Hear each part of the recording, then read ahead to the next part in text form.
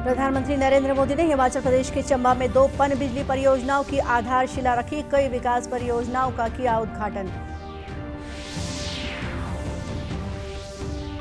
ED ने IAS Sameer Bishnoi सहित 3 आरोपियों को रायपुर की स्पेशल कोर्ट में पेश किया।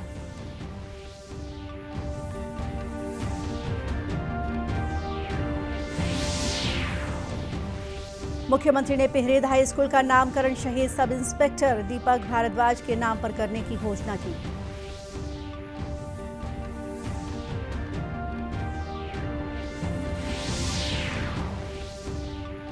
और प्रधानमंत्री गरीब कल्याण अन्न योजना की अवधि बढ़ने से कोरबा जिले के गरीब परिवारों में खुशी की लहर।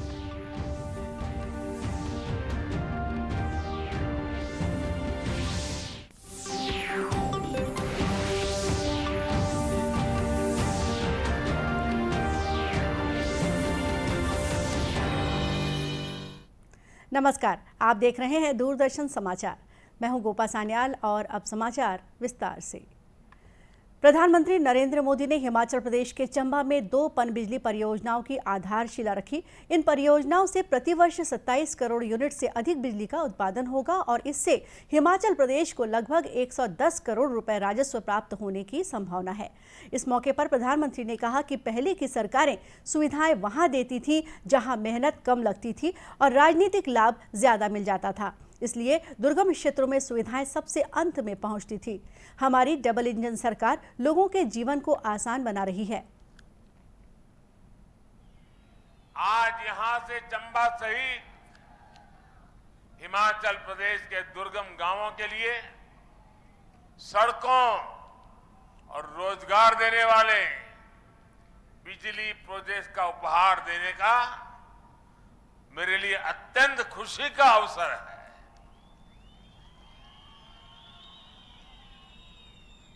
जब मैं यहां आपके बीच में रहता तो कहा करता था कि हमें कभी न कभी उस बात को मिटाना होगा जो कहता है कि पहाड़ का पानी और पहाड़ की जवानी पहाड़ के काम नहीं आती।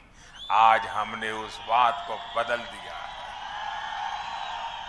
अब यहां का पानी भी आपको काम आएगा और यहां की जवानी भी जी जान से अपने विकास की यात्रा को आगे बढ़ाएगी। आपका जीवन आसान बनाने वाले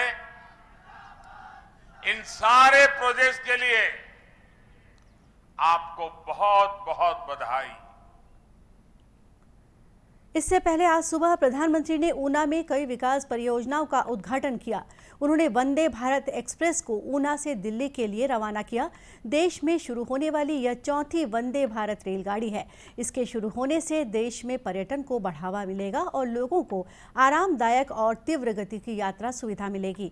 इस मौके पर प्रधानमंत्री ने कहा कि सरकार का ध्यान क्षेत्रीय संपर्क को बढ़ाने और लोगों तक डिजिटल सुविधाएं उपलब्ध कराने पर केंद्रित है। श्री मोदी ने ऊना में भारतीय सूचना तकनीकी संस्थान का भी उद्घाटन किया और बल्क ड्रग पार्क की आधारशिला रखी। छत्तीसगढ़ में प्रवर्तन निदेशालय ईडी ने बड़ी कार्रवाई की है। ईडी ने चिप्स के मुख्य कार्यपालन अधिकारी और आईएएस समीर विश्नोई के साथ ही 2 अन्य आरोपी कारोबारियों को आज रायपुर कोर्ट में पेश किया। कड़ी सुरक्षा के बीच सभी आरोपी कोर्ट लाए गए। मिली जानकारी के अनुसार ईडी की टीम ने स्पेशल कोर्ट से 7 दिन की ट्रांजिट रिमांड मांगी है। आईएएस समीर विश्नोई को कोर्ट में पेश करने से पहले मेकाहारा में उनका मेडिकल चेकअप भी कराया गया। उनके अलावा ईडी ने कारोबारी सुनील अग्रवाल, लक्ष्मीकांत तिवारी और नवनीत तिवारी को भी हिरासत में लिया है। इन सभी पर कोयला कारोबारियों से अवैध लेन देन और आय से अधिक संपत्ति अर्जित करने जैसे आरोप लगे हैं। वहीं रायगढ़ कलेक्टर रानू साहू के बंगले में जांच के एक दिन बाद गुरुवार को कंपोजिट बिल्डिंग स्थित माइनिंग ऑफिस में दबिश दी गई। इसके पहले कंपोजिट बिल्डिंग को सीआरपीएफ की टीम ने अपने घेरे में कर लिया था। अधिकारियों की टीम दस्तावेज खंगाल रही है। सीआरपीएफ के जवान चारों तरफ से घेराबंदी किए हुए हैं और ईडी के अधिकारियों द्वारा सघन जांच पड़ताल की जा रही है। कलेक्ट्रेट के अंदर किसी को प्रवेश करने नहीं दिया जा रहा है। गौरतलब है कि आईएएस रानू साहू, जेपी मौर्य, समीर विश्नोई, पूर्व विधायक अग्नि चंद्राकर समेत कई कोयला व्यापारियों के 1.5 दर्जन ठिकानों पर ईडी की जांच चल रही है। भेंट मुलाकात कार्यक्रम के तहत मुख्यमंत्री भूपेश बघेल आज विधानसभा क्षेत्र जयजयपुर के हसौद गांव में पहुंचे और लोगों से चर्चा की। साथ ही अधिकारियों की बैठक लेकर सरकारी योजनाओं के क्रियान्वयन की समीक्षा की। बाद में पत्रकारों से चर्चा करते हुए उन्होंने कहा कि सरकार नए जिले सक्ती का विकास करने के लिए प्रतिबद्ध है और विकास कार्यों के लिए पैसों की कोई कमी नहीं होने दी जाएगी। उन्होंने बताया कि अब पुराने स्कूलों की मरम्मत का काम शुरू कर दिया जाएगा। इसी तरह दिसंबर तक सभी सड़कों को दुरुस्त करने का लक्ष्य रखा गया है। 1 नवंबर से शुरू होने वाली धान खरीदी अभियान पर चर्चा करते हुए मुख्यमंत्री ने कहा कि इस बार बारदानों की कमी नहीं होगी। इस साल 1 करोड़ मीट्रिक टन से भी अधिक धान खरीदी होने का अनुमान है। मुख्यमंत्री ने बताया कि 17 अक्टूबर को राजीव गांधी किसान न्याय योजना, गोधन न्याय योजना और भूमिहीन कृषि मजदूर न्याय योजना की एक और किस्त का वितरण कर दिया जाएगा। इस दौरान मुख्यमंत्री पिहरीद गांव भी पहुंचे और नक्सली मुठभेड़ में शहीद हुए सब इंस्पेक्टर दीपक भारद्वाज को विनम्र श्रद्धांजलि अर्पित की। उन्होंने इस अवसर पर पिहरीद हाई स्कूल का नामकरण शहीद दीपक भारद्वाज के नाम पर करने की घोषणा की। मुलाकात हुई और श्रद्धांजलि भी मैंने अर्पित की और देश के लिए उनकी शहादत हुई है तो राज्य सरकार की ओर से शौर्य चक्र उन भारत सरकार दे, इसके लिए हमने 3 अक्टूबर को ही अनुशंसा करके भेज दिया है। और दूसरा, यहाँ के जो हाई स्कूल है वो शहीद के नाम से होगा और उसकी जो मूर्ति है वो भी लगाया जाएगा। गांव पिहरीद में मुख्यमंत्री ने देश के सबसे बड़े रेस्क्यू ऑपरेशन से सुरक्षित निकाले गए नन्हे राहुल यादव के घर जाकर उनके परिजनों से मुलाकात की। और अब लेते हैं एक छोटा सा विराम। बाकी के समाचार इस संदेश के बाद।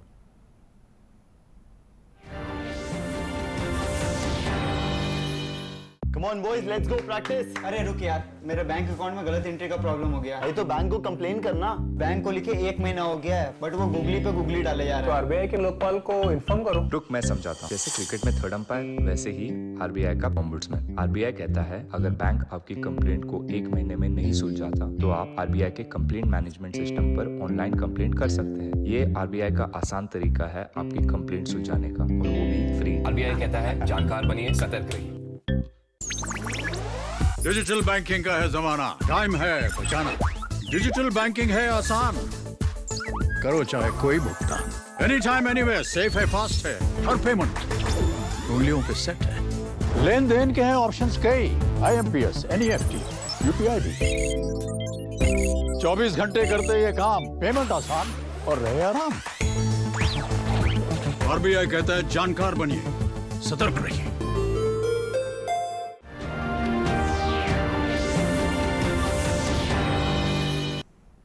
ब्रेक के बाद एक बार फिर स्वागत है आपका दूरदर्शन समाचार में।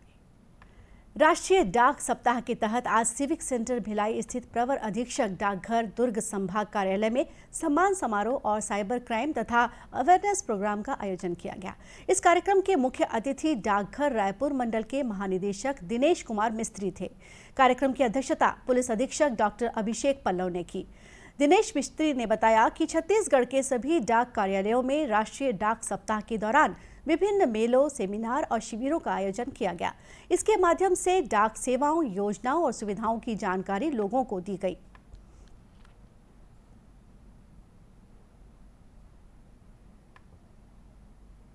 जी, राष्ट्रीय डाक सप्ताह जो हम लोगों ने 9 अक्टूबर से 13 अक्टूबर तक मनाया है, इसका मुख्य उद्देश्य यही था कि डाक विभाग में जितनी भी तरह की सुविधाएं हम लोग जो देते हैं आम जनता को, लोगों को, उसका प्रसार किया जाए, उसके बारे में बताया जाए लोगों को।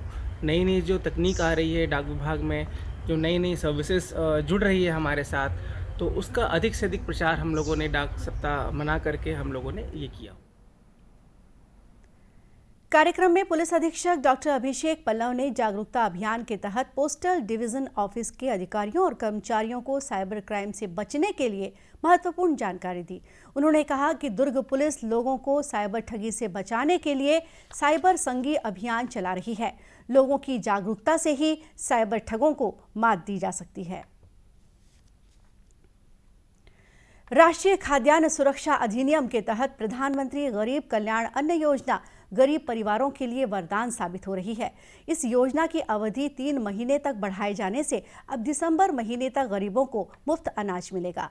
आदिवासी बाहुल्य आकांक्षी जिले कोरबा के लाखों गरीब परिवार इस योजना का लाभ उठा रहे हैं।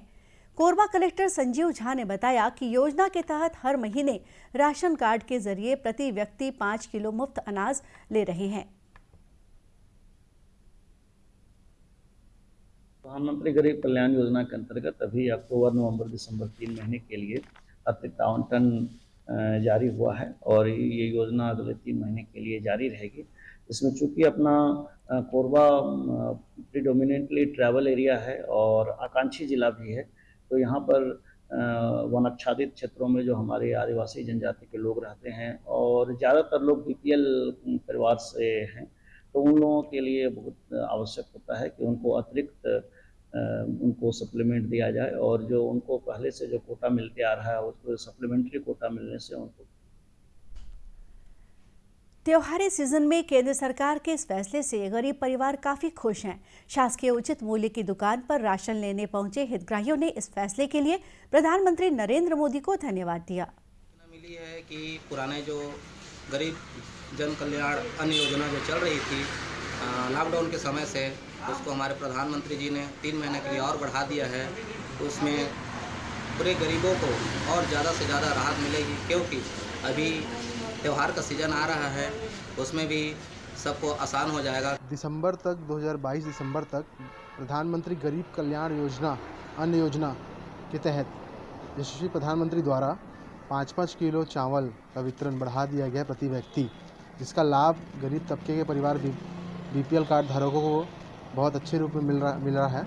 हम लोग का भी ये सूचना आया है कि 3 महीने का चावल गरीब का बढ़ गया है, जो अभी 1 महीना इसी में बंद हो जाना था, लेकिन मोदी सरकार ने 3 महीने का चावल बढ़ा दिया गया है, नवंबर, दिसंबर, सितंबर तक का। इसमें गरीब लोग को फ़ायदा है। अभी केंद्र शासन द्वारा अक्टूबर, नवंबर और दिसंबर माह के लिए प्रधानमंत्री गरीब कल्याण योजना के तहत चावल को अतिरिक्त चावल बढ़ाया गया है 3 माह के लिए।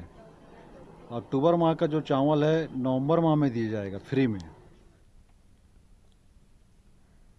गौरतलब है कि कोरोना संक्रमण के दौरान प्रधानमंत्री नरेंद्र मोदी ने राष्ट्रीय खाद्यान्न सुरक्षा अधिनियम के तहत गरीब परिवारों के लिए प्रधानमंत्री गरीब कल्याण अन्न योजना की शुरुआत की थी। और अंत में मुख्य समाचार एक बार फिर। प्रधानमंत्री नरेंद्र मोदी ने हिमाचल प्रदेश के चंबा में 2 पनबिजली परियोजनाओं की आधारशिला रखी। कई विकास परियोजनाओं का किया उद्घाटन। ईडी ने आईएएस समीर बिश्नोई सहित 3 आरोपियों को रायपुर की स्पेशल कोर्ट में पेश किया।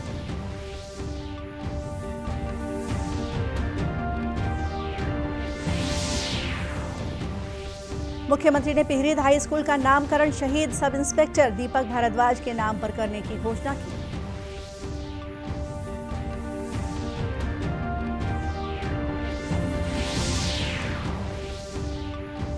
और प्रधानमंत्री गरीब कल्याण अन्न योजना की अवधि बढ़ने से कोरबा जिले के गरीब परिवारों में खुशी की लहर। और इसी के साथ ये समाचार बुलेटिन यहीं समाप्त हुआ। नमस्कार।